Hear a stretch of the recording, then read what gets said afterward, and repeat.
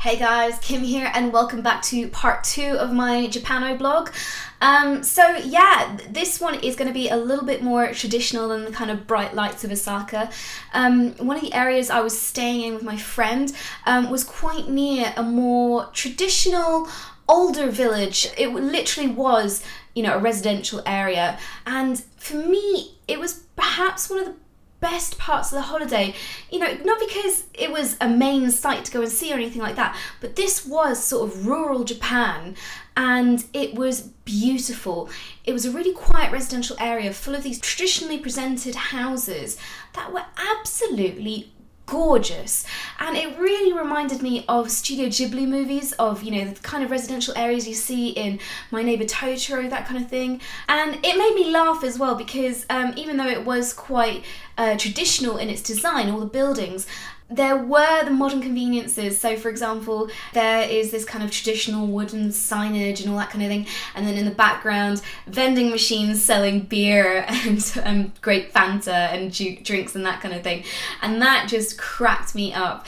You really weren't far from your modern conveniences, even if you were in the countryside. And I would give my right arm to live there. It was so peaceful and tucked away in these kind of narrow alleyways. There were, tiny temples as well, hidden away. And what struck me was just how friendly everyone was. I can imagine in the UK, people would get a bit tired of you trundling around their village, being a bit of a tourist and taking pictures and everything. But everyone we met was super, super lovely and said hi. On that note, one thing that I did go and see a lot of in Japan was a lot of temples. So the footage I'm going to show you to kind of illustrate what I'm going to talk about in the next couple of minutes is from a couple of different temples, from Asuka Temple, from Todai-ji in Nara, from the Meiji Shrine in Tokyo, and from Kashihara Jingu. The first thing that you always look out for is the area where you wash your hands. So it's very traditional to take the scoop, bamboo scoop, wash your left hand, wash your right hand, and then you can, although you don't have to, use the same water to wash out your mouth and spit it down in the drain. Although that kind of part of the ritual has taken a bit of a back seat in recent years, especially with kind of when SARS hit a couple of years ago. And then you approach the main shrine, and the tradition is that you clap your hands to alert the gods that you're there, make your prayers, and then move on. Another thing you can do is light incense sticks, and Japanese people believe that the smoke is kind of purifying, so you should waft it over yourself. And I lit an incense stick when I was out there at one of the shrines because I was a bit sick that day. I had a bit of a cold, as you can probably hear a little bit now. So I lit an incense stick that was specifically apparently was for ill health. One thing I loved outside of Todai-ji was the deer park. So in all the kind of grounds surrounding this shrine in Nara were these just wild deer just wandering around, and that was absolutely amazing. Of course, if you follow me on Twitter, you may have seen that amazing selfie that I took with one of the deer. Now, people believe that the deer are messengers to the gods, and so they're just left to roam around, and you can buy biscuits to feed them, these kind of deer crackers, which I didn't do because these guys were getting fed enough by everyone else, getting kind of tubby. And it was just insane being so close to a wild animal that was pretty much just didn't really care, was just getting on with its own business. And every now and again, one would come over and try and give you a sniff and see if you got anything it can eat on it. One thing that I love about the temples in Japan is that you can buy this thing. I've got one here. You can buy these at any of the temples, and they're essentially like a little passport book.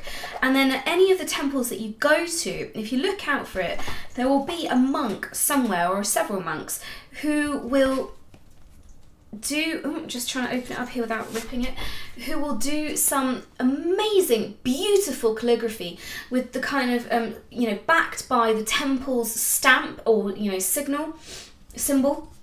And, so I managed to get quite a few. I'll show you a better shot in a minute. It's quite delicate, so I'm trying to be a bit careful with it. But what I loved seeing was each temple's unique stamp. So this is the Meiji Shrine in Tokyo. Look at that gorgeous stamp up the top there. And this one was a little bit different. This is Kashihara. down there in just outside of Nara, and they just look completely different. And the idea is obviously you can travel up and down, you can fill your entire booklet everywhere you go. Just look at that. Look at how gorgeous that is. And the cynical heart of me was like, I wonder, when they started doing this kind of thing, because it is a very nice idea from the tourism board, to keep money coming in, to have this kind of gorgeous calligraphy and stampage. But, that's just the cynical core of me. It is absolutely worth it. And if you do any traveling in Japan, again, I absolutely recommend you do this. It is such a lovely thing to see, and it's wonderful to see the monks doing the calligraphy as well. And some of them are better than others. So one of the funnier ones was I was queuing up at todai-ji, and this monk, bless him, his hand was a bit shaky, and you can see a couple of the ideograms that he drew are a little bit shakier and a bit wiggly down there, compared to sort of the more definitive strokes of the other ones. But bless him, it comes with a story, so why not? And that was absolutely, everywhere I went, I was just looking out for where I could get my passport stamped. So yeah, absolutely recommend you do that wherever you go. And I've written in pencil where it was and what date it was, so I'm hoping that by the time I fill this book, I'll have a real kind of history over my years of travel, because I'm definitely going back to Japan. So just to finish up this vlog, one of the things I wanted to talk about was what I got up to on New Year's Eve. No, it is not as debauched and sordid as you are thinking. I spent New Year's Eve at Kashihara Jingu, which is a big shrine, one of the main shrines in this kind of place just outside of Nara. It was amazing. It was like a festival atmosphere.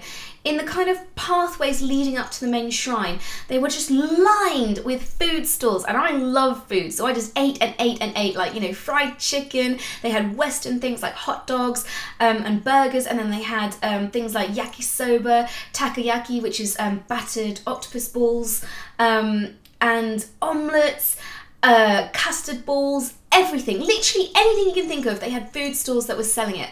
They also had kind of games you'd find at carnival, sort of, shooting targets to win toys. And the place was absolutely rammed, mostly with teenagers, kind of getting a little bit drunk, getting a little bit tipsy, and groups of boys and girls sort of, romanticising a bit, teasing each other, that kind of thing. We went to the main ground and waited for the countdown, and it was absolutely packed with people.